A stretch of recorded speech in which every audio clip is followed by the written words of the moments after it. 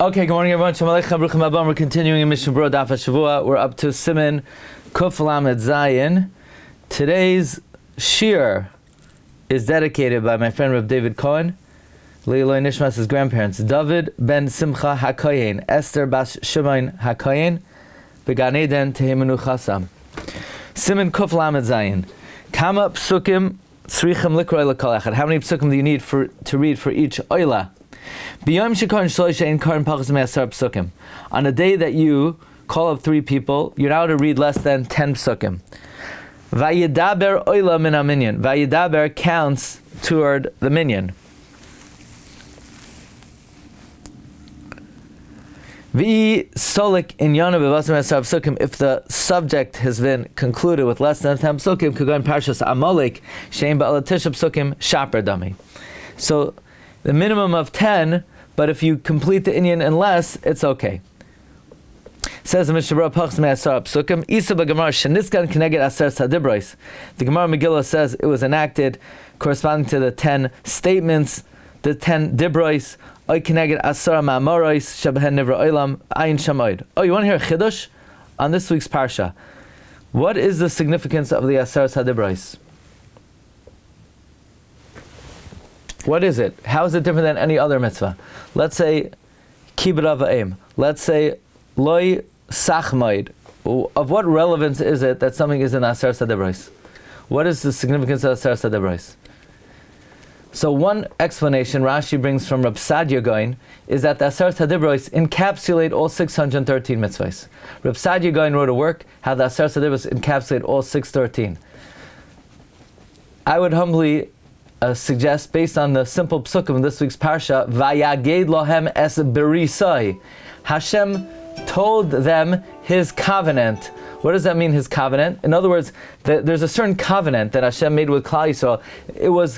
It was forged through the Aser Sadibros. So it's not that the dibur in and of itself is more important than a different mitzvah, all 613, but the bris that Hashem made with Klal Yisrael were through these 10. Okay, anyway, but the Aser Sadibros is the paradigm of the number of aliyos. Ayin shamoid. Mina minyan. Hainu afal pi she'ein lemeidin mimena shum chidush. Even though we don't learn out any chidush from Vayidaber Hashem el Moshe Lemar. Even though we learn out many chidushim from it. Ayin b'Rabbeinu B'chaye u'Baramban. Yeah? Okay. But still, you would think that it's not as significant as another pasuk. No, it counts. Kagoin Parshas Amalek, for example, the Parsha of Amalek, Shekorin Bapurim, V'leirotzu Chazal Lohoisif Aleim Ezab Psukim L'mata. Why don't we add a couple psukim before or after? L'ram is Nebnei Shamalek Garam Liyos Hashem Akisei Chaser Kedachsiv Kiyara Kiska Kachiyu Parshioisav Chaserim. There's a reason. In other words, so there's this. What's the question? Why do we lay on Purim 9 psukim? So don't lay 9 psukim. Lay 12 psukim. Start 3 psukim before, 3 psukim later. No, the answer is because Amalek was mechaser from the Shem Hashem, because Amalek made the Shem chaser and the Kisei chaser, so therefore the Parshios are chaserim.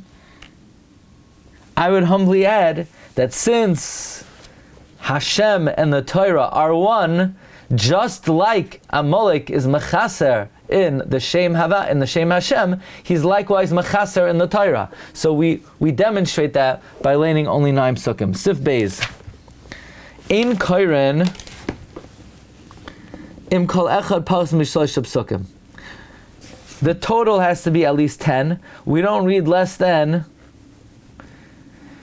3 psukim per aliyah. Shnayim koiren shloisha. 2 read 3 each. Ve'echad kari arba, and 1 reads 4. Ve'eza mehem shekar abba hareza meshubach. Whoever gets the aliyah with 4, he's best. Okay, it's better. You want to be the guy who gets the 4 psukim. You want to be that guy. I believe the Gemara Megillah says which one should get 4. There's an opinion first is best. There's an opinion last is best. There's an opinion the middle is the best. Says Mishna Berura, "Ve'ezem hem kalamar demisha kara yoser meshubach yoser." Demisha kara yoser, whoever reads more, meshubach yoser. That means in the shul where they sell the Aliyahs, you're better off buying a longer Aliyah.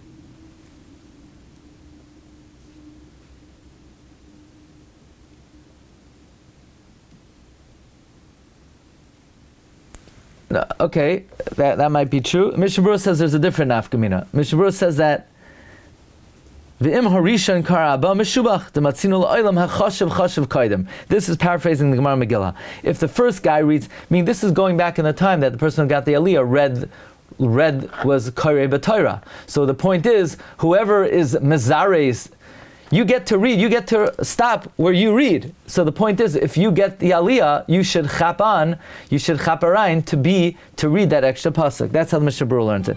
The matzinu la'olam hachashav chashav kaidem. Uva menorah matzinu she'amtzoi meshubach. We find by the menorah, the middle one is best. V'im achroin kara arba.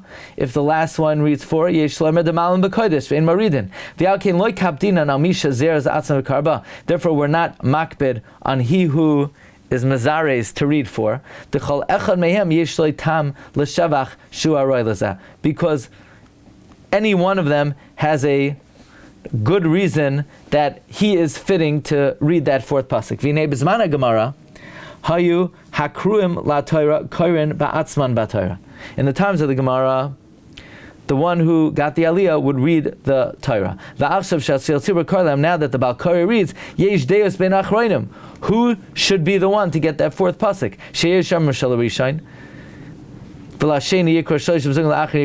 One opinion is to save the fourth one for last.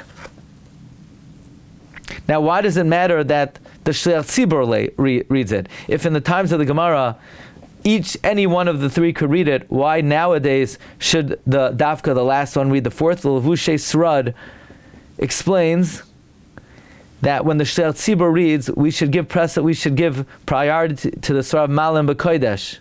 Why? Because in one thing, this is a lamdas we once said a long time ago from the Shagas Aryeh. In one thing we use Malim B'Kodesh. You see, when you have three different people, the lamdas of Malim B'Kodesh is not so compelling. Be'inyan Echad, we utilize the lamdas of Malim B'Kodesh. So now that one person is laning, we give adifos to the final Aliyah. Like by Neiros Chanukah. But by three people, we don't usually say Malim B'Kodesh. Malim B'Kodesh is not such a strong svar. By different things, we usually say Kol HaMekudesh Mechaveroi Koidem Eschaver. There's a stronger svar to say that the first one should read for.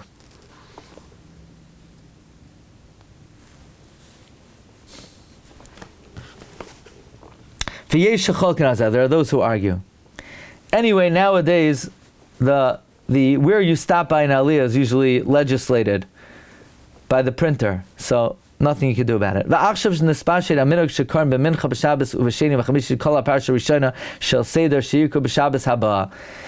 Siman in Shulchan Aruch, as you know, as important as Shulchan Aruch is, the printers have even more kayach, because they've legislated we just read to Sheni. So this whole thing is obsolete. We're always reading more than 10 psukim. Now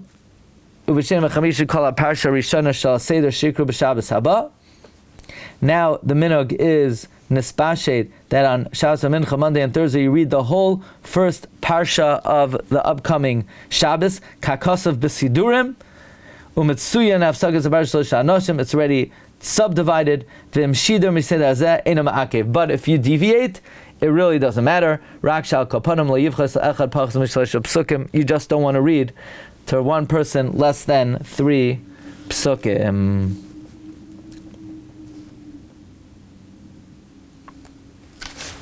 The breaks and aliyahs have to like make sense in terms of what the psukim is saying or like mean.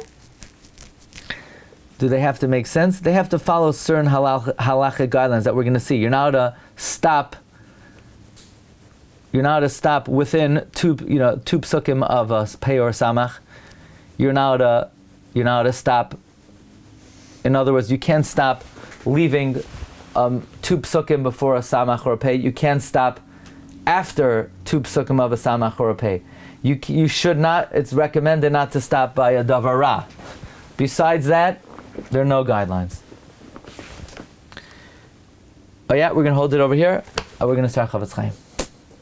Recording stopped. Bro,